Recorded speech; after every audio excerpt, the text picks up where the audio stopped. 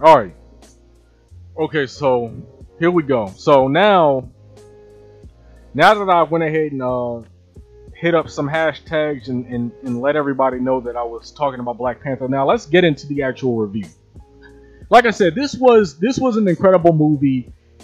I didn't cry or anything like that, but it's easily the best MCU movie, in my opinion, that I've seen so far.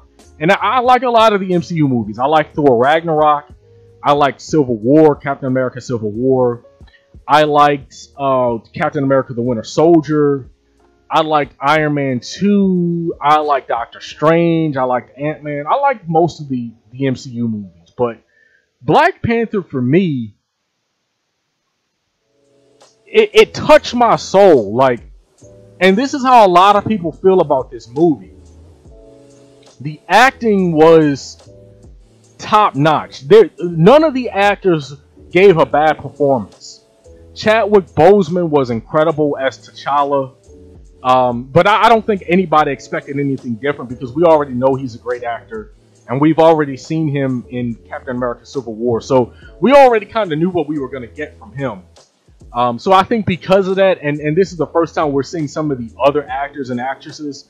This is why you're hearing more about some of the other people. Like, so Letitia Wright, who played Shuri, me personally, I think she stole the movie. She stole a lot of the scenes that she was in. She was comical. She was powerful. She was smart. I loved her, Shuri. Now I look forward to them making her the Black Panther. I think we're leading up to that.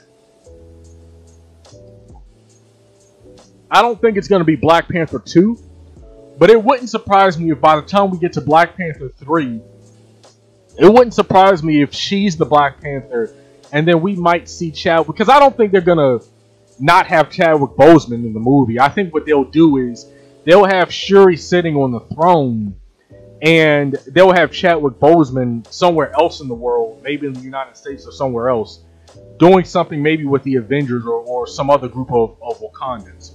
But I do think I can see her easily being on the throne at some point in time in the future. And I look forward to that, and I think she can handle that role. So Chadwick Boseman was incredible. Letitia Wright was incredible. Lupita Nyong'o, okay, as Nakia. Lupita was incredible. And she was basically T'Challa's, or Chadwick Boseman's, she was his love interest. She was his ex in the movie, and they kind of show at the end of the movie that they ended up getting back together. Now it's interesting because in the Christopher Priest run, Nakia actually turns on Black Panther. Nakia actually becomes a villain. Now they didn't go in that direction in the movie, but I'm wondering if they're going to do that in the future. They might end up doing that in the future. We're going to have to wait and see. But Lupita was great. Denai Guerrera as Okoye, she was awesome. Daniel Kaluuya as Wakabi, like, he had a really interesting arc, because he thought that there's a part in the movie where Black Panther, where T'Challa goes after Ulysses Claw, and they find out that Claw is gonna be because in the movie, Claw and Killmonger steal this ancient, not so much ancient, but this old, I think they said like 17th or 18th century Wakandan weapon, and they steal it from this museum in London. And later on in the movie, they try to sell it, and we actually find out that it's the CIA, and I can't think of the actor's name. Martin Freeman, that's his name.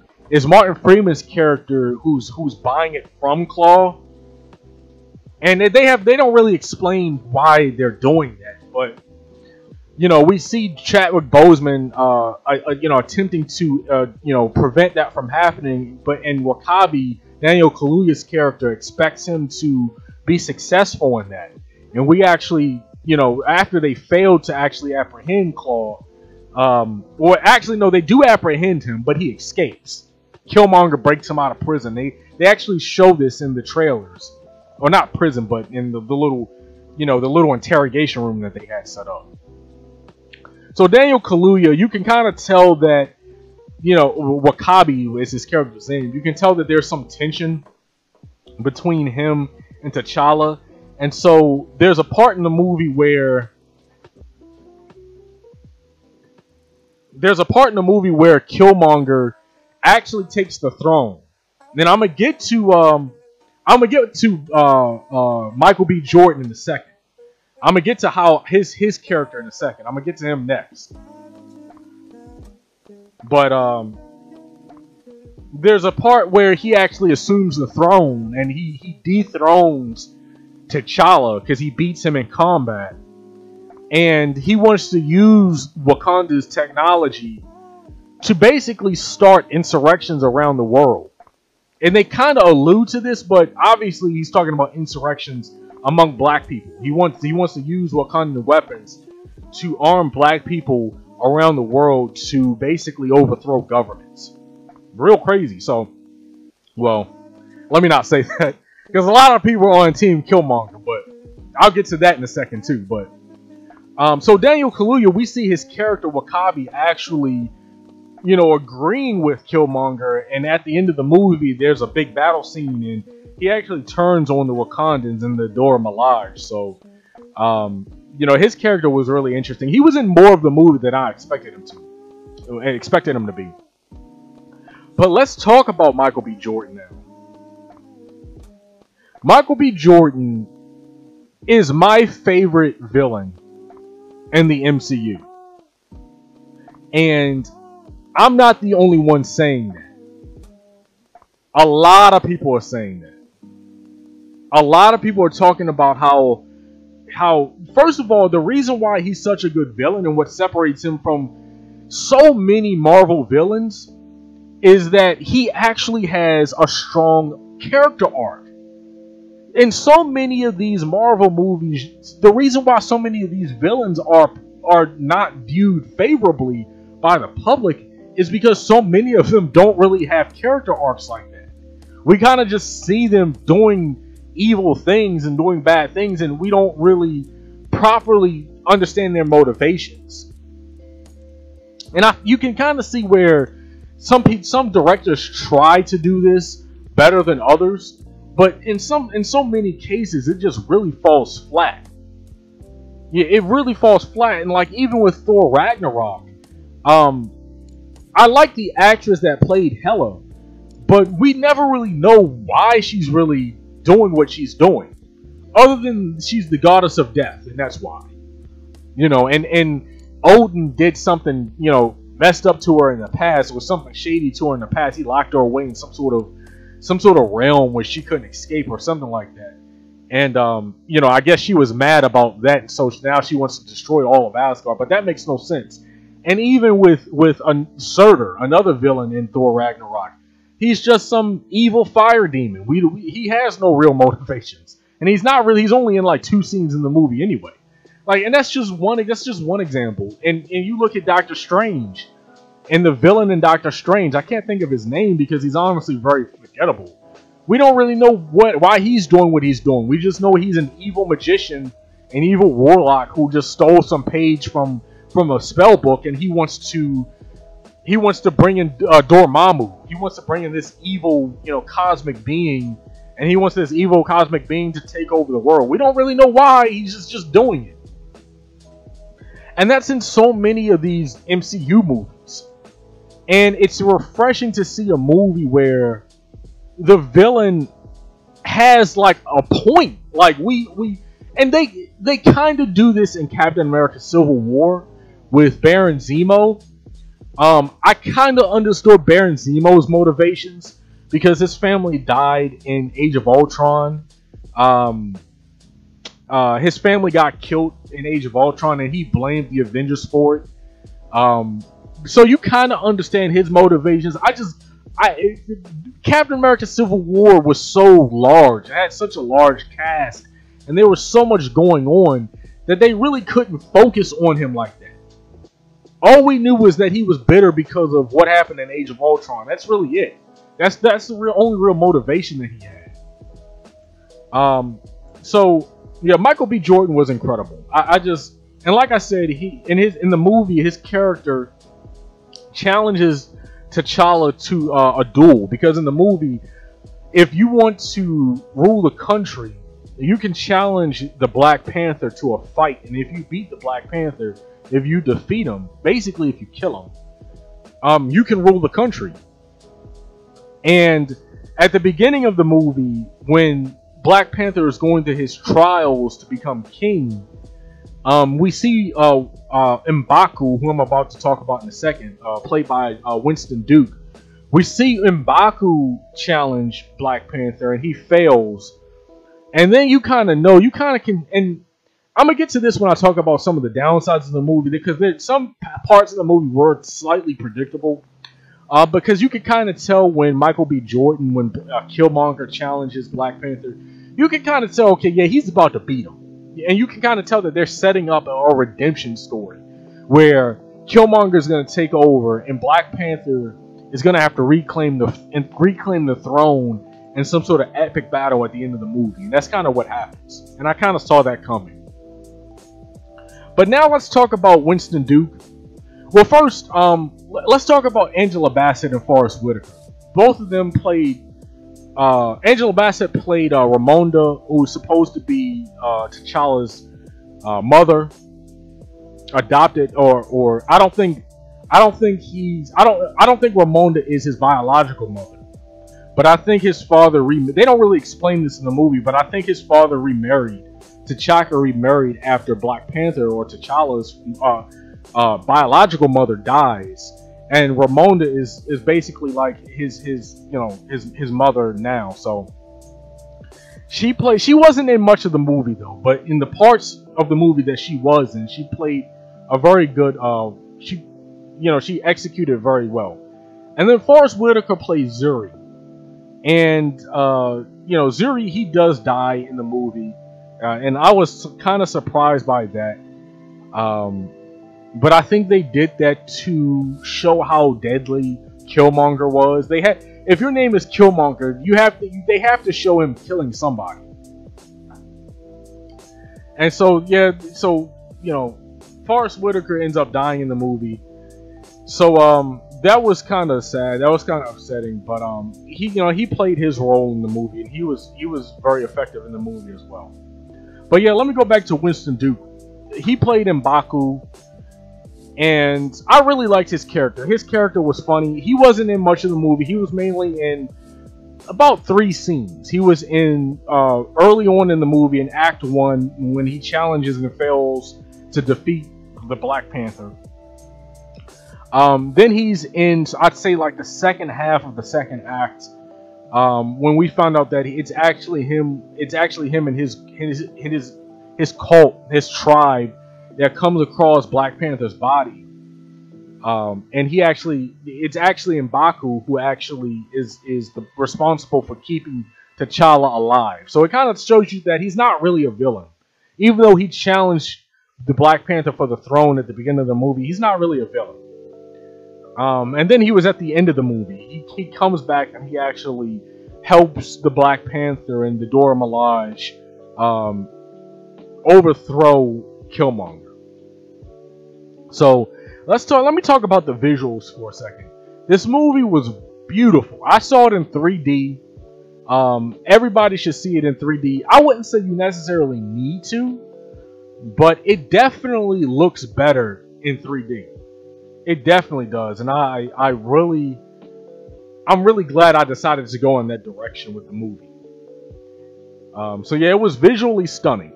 That's there's nothing negative to say about that, especially when they showed the technology.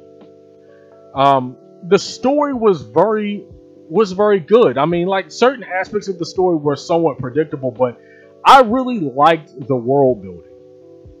I really liked that they spent so much time in Wakanda. Because they didn't have. See, I'm so glad they didn't go the Thor route. Do you guys remember? If you guys think about Thor 1. The first Thor movie, if you guys think about that, one of the big problems with that movie, even though it was better than Thor 2, The Dark World, But one of the problems with the first Thor movie is that way too much of that movie was spent on Earth. Way too much of that. That movie, Thor 1, should have been spent world building Asgard. And they didn't do that. And that, I think, ended up hurting the series, ended up hurting the trilogy in the long run. Because they had to play catch up a little bit in the future movies.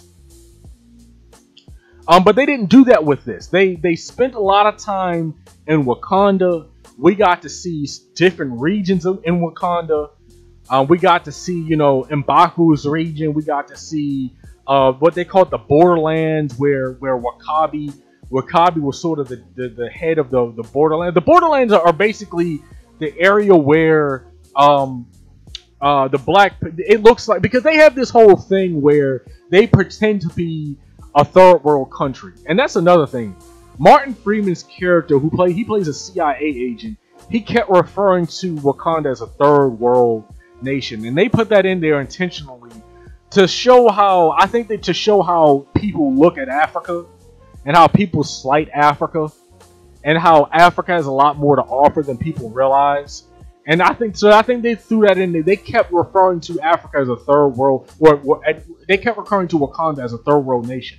But this is kind of something they played up on with the Wakandans, because in the border regions, they have this whole setup where anybody who comes close to the Wakandan territory, and you don't actually see the technological city itself because they have it shielded.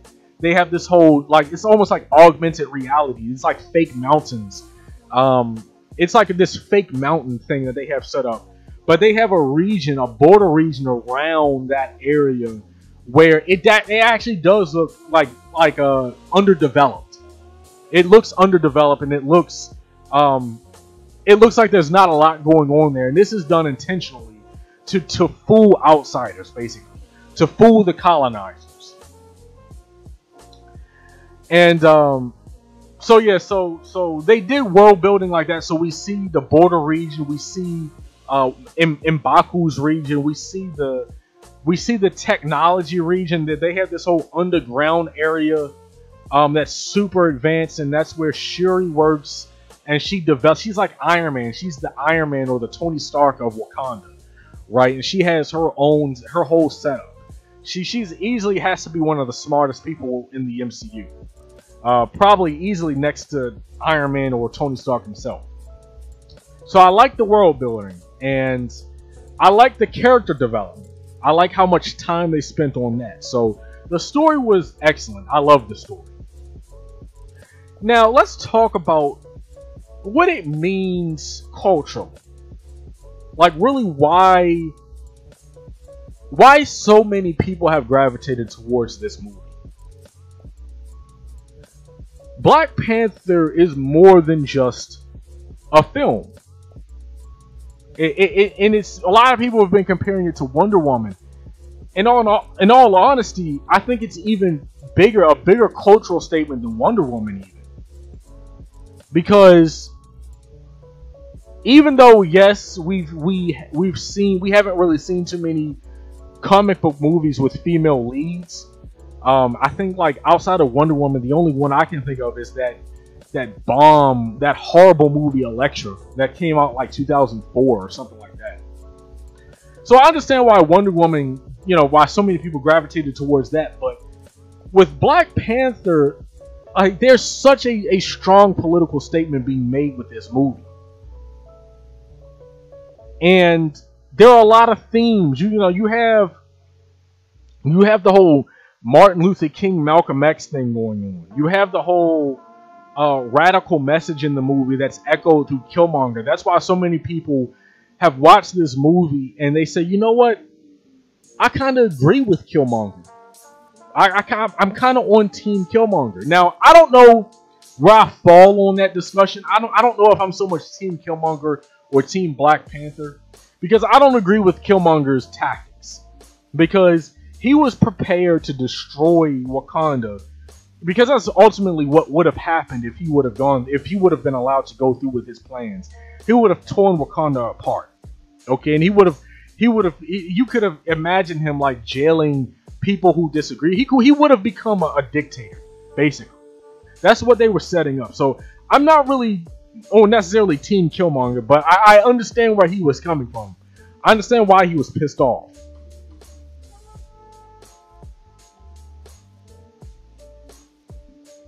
And I understand why he wanted to use Wakanda's weapons to help black people abroad.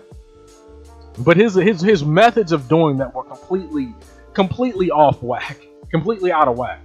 So I can't say I'm Team Killmonger straight up. So I'm kind of between Team Killmonger and Team Black Panther, honestly. I think they both. I can understand the arguments for both in this regard, but Black Panther is so much has been made about how movies like this can't be successful.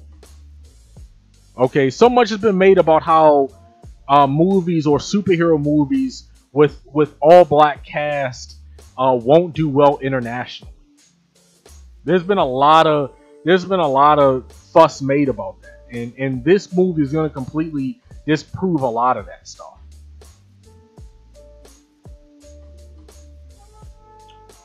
Okay, so it's going to perform extremely well in the box office. Check this out. Black Panther could make over $200 million on its opening weekend. It's definitely going to do that internationally globally when you combine the international numbers. But it has a chance of doing that domestically, which is insane. Projections, Disney is projecting 150 million domestically, but it's going to do more than that. It's going to definitely do more than 150 million. It's bouncing back and forth between 97 and 98 on Rotten Tomatoes. So it's currently right now looking like it's going to be the best reviewed Marvel film ever. Like it's gonna beat out every other MCU movie in terms of reviews. So it's gonna break that record. Okay, it's gonna break the record in terms of how much money it makes in February. The current record holder is Deadpool. I think Deadpool has made over 4 days. Deadpool made like 151 million. It's definitely gonna beat that. It might do 170, 180, and like I said, some projections are now saying 200. So this movie is absolutely viral. Everybody and their brother and their mothers is going to see this movie. And because of that, this movie has attracted a lot of haters. When I was talking about the Parkland shooting, I was mentioning fake news and how a lot of right-wingers there have been over 17 different fake news stories from the right about the Parkland shooting. You have fake news stories around Black Panther cropping up too. You literally have these haters, these colonizers, okay, who are claiming that they went to see Black Panther and they got attacked. And they're posting up fake. Some of the photos are actually real, but they're stealing photos of women who have been beaten in different cases, and they're using those photos and they're putting those photos on social media, claiming that those women were beat after or at some sort of Black Panther premiere. That is the extent to which these people are going to try to prop up these straw man arguments to attack this film. And it just goes to show you how triggered these haters are. They wanted this movie to fail so badly. They wanted this movie to bomb, and it's not gonna bomb. It's actually breaking records. And it might gross $1 billion when it's all said and done, which I don't think anybody predicted that. I wouldn't have even said that 2 weeks ago. It's looking like it might crack $1 billion though, which would be insane for a movie like this. So it's not bombing, and they're mad about that. The story and the movie itself doesn't suck. The movie itself is very good, and it's the best reviewed MCU movie of all time, and so they're mad about that. So so they can't do to this movie what they did to The Last Jedi, which is what they wanted to do. That's why you had those stories coming out before the movie came out, like last week, the last week or two. You've had these stories come out about how some of these alt-right types and some of these white supremacists were on Facebook plotting to downvote the movie on Rotten Tomatoes, and that got exposed. You know, so they're trying to do to this movie what they did to The Last Jedi. Problem is, The Last Jedi had genuine flaws. Like, the Last Jedi visually was a gorgeous movie. It looked beautiful. Okay, you can't take that away from the movie. But the story had a lot of flaws. The story, quite frankly, was a hot mess. And it contradicted a lot of the things that were in The Force Awakens. And so a lot of these right-wingers who didn't like the fact that you had a Asian woman and a black man who were in a lot of scenes together by themselves, and there was a message about, you know, slavery and child slavery and things like that in the movie. They used the fact that the movie, that story elements in the movie were actually really bad, and this is that The Last Jedi wasn't that good of a movie from a story perspective. They used that, they piggybacked on that to smear the entire movie and to put out these, you know, oh, it's the social justice warriors, it's SJW and all that BS. They can't do that with this. They can't do that with the Black Panther, and they're heated because of that. Because now, if they come out and try to do to the Black Panther what they did to The Last Jedi, it's going to be clear that they're just trolling. It's going to be clear that they're just hating on the movie. Because the movie actually isn't bad. It's nowhere, it's nothing like The Last Jedi. So they can't piggyback on the fact that the movie is bad like they did The Last Jedi. And to use flaws in the story to try to smear the entire movie. Okay? So you had Ben Shapiro propping up his strawman arguments, talking about you know, Wakanda isn't real. Nobody was saying Wakanda is real. That is a complete red herring. That is a complete strawman. Nobody was saying that. Okay, so to run around and say, well, Wakanda isn't real, so what are you guys so excited about? Okay, Asgard isn't real. Iron Man isn't real. Captain America isn't real. None of this shit is real. These are comic book movies. We know this already. So stop it. The colonizers need to stop it. Because they are not going to win this argument. They just aren't. They're just going to look salty as AF. I'm not going to curse. They're just going to look salty AF. That's all they're going to look. They're just going to have... I have my jar of tears that are being collected at the moment. So anybody on the right who wants to add to this puddle of tears in this jar that I have set up, go right ahead. You can add to it. Be my guest. Have fun. Have at it. So that's all I wanted to say about the hate that the movie is getting. Everybody should go check the movie out. It is an incredible movie. The hype is real. It's not forced. People aren't getting Disney checks to say that the movie is good, and it's really not. This is a legit good movie. It is a cultural statement. It is an event. It is going to get 2 sequels, definitely. And this, in my opinion, like I said at the beginning of this review, this is the best, in my opinion. Everybody's not going to view it this way. And I don't think, if you don't think it's the best MCU movie of all time, I'm not going to say, I don't think you're a racist if you don't think it's the best. Okay, but me personally, I think it's the best. It's my personal favorite. Because it means that much to me. I'm definitely buying this on Blu-ray. Without a doubt. So follow me on Twitter @_BlackIntellect. Follow me on Black and Intellectual on YouTube. And check out my blog at www.blackandintellectual.com, where I have my writings, some of which I don't actually discuss on my live stream. I have original writings in article form on my blog, so definitely check that out. And I will be back with you guys on Monday, February the 19th. After the weekend is over at 12 noon, I will see you then.